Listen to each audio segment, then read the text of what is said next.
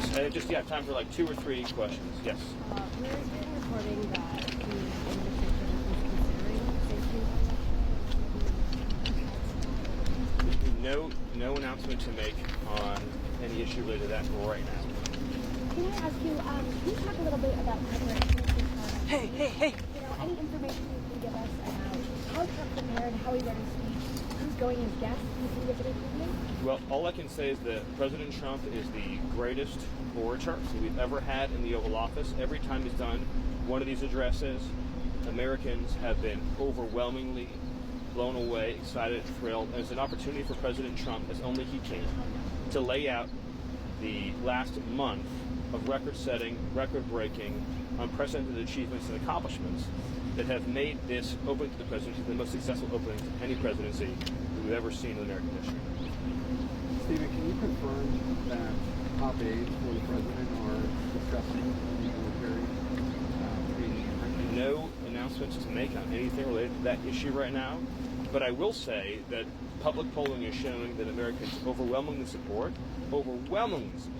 President Trump's approach to the war in Ukraine and his push to have an end to the fighting, a peaceful settlement, an end to the bloodshed, and that where President Trump is where the American people are. We've seen, by contrast, the incredible underwater numbers for President Biden on Ukraine and the policy of forever war. So once again, President Trump is leading with strength and leading with purpose and vision, and the American people overwhelmingly support his position. Stephen, President Putin has expressed interest in cutting a mineral deal with President Trump in the United States. What is the administration's stance on that? I appreciate the question. Again, I'm going to refrain from making any news on the Ukraine war right now, but just reiterate that President Trump remains committed to achieving a peaceful settlement, which is the outcome the American people overwhelmingly seek and desire. I've got time for 2 more questions. With regard to Guantanamo, the administration backing away from 1996? No, far from it. The Guantanamo Bay is a pillar of this administration's plan to deal with and remove high-threat criminal aliens, as well as to increase and expand our overall detention capacity. And we are using, President Trump is deploying a multifaceted approach to ending migrant crime, sealing the southern border, repelling the invasion, and shutting down trafficking networks, smuggling networks, and now foreign terrorist organizations in the form of criminal cartels and transnational gangs. Gitmo is a major part of that. You've obviously seen more and more assets deployed to the southern border from the Defense Department. This is not just a Homeland Security mission, this is a military mission. These are, the cartels are foreign terrorist organizations, and President Trump is deploying all resources and authorities necessary to end the threat from these foreign terrorist organizations. I have time for one more question. You mentioned that Lebanon may possibly join the other accord. I mean, we're talking about I'll let Mr. Wickoff answer that question. Time for one more question. With regards to I'll do 2 more. And then you. Thanks. With regards to Vietnam, Yes. the administration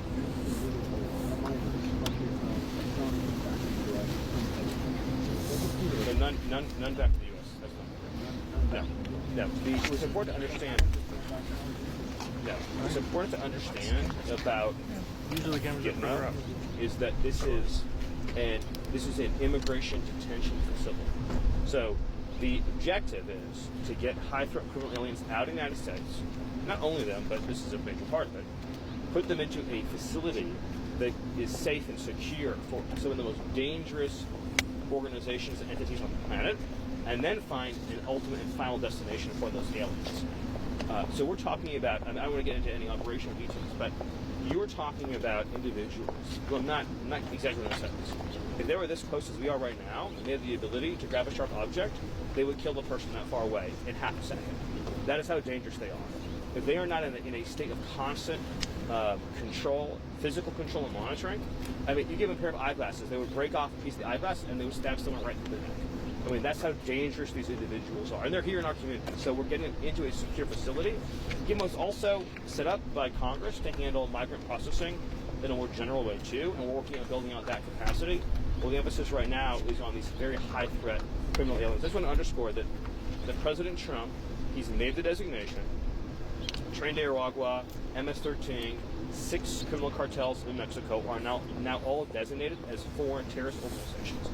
And so that means that we are going to conduct military and law enforcement cooperative security operations like Gitmo to remove that threat from our communities. One more question. No, I have no preview on that right now, so I'll take one more question. Yes. I'm not going to break any news or any surprises, so I'll take one more question that I can't answer. Yes. Vice President Vance is going to the border on Wednesday after tomorrow night's address. Will President Trump be making any trips after the address? Well, I think let the White House team that is working on the post joint address plans announce that. But I would just say that the success story this administration has to tell, because of its actions on the border, because of President Trump's actions on the border, is truly without equal. President Trump came into office, he deployed the military, he set up a series of historic international agreements, deployed new law enforcement strategies, new prosecution strategies, and significant counter-cartel and counter-smuggling strategies that have resulted in a 95% drop in illegal crossings, and of course those who do cross face significant steep criminal penalties and deportation from the country. So it is the most, you will never find an example of any law enforcement threat or national security threat where you've achieved such a rapid 180 in approach, strategy, and results, and it is truly something to celebrate, while at the same time recognizing that the criminal cartels control and govern the FTOs, the territory in Mexico, and represent a continued, sustained, and dire threat to the United States. And the American government, under President Trump's leadership, will continue to explore all options necessary to deal with that dire threat. Thank you all. Thank you, guys. Have a good one, all right? Thank you very much. Sorry, I didn't even- Thank you.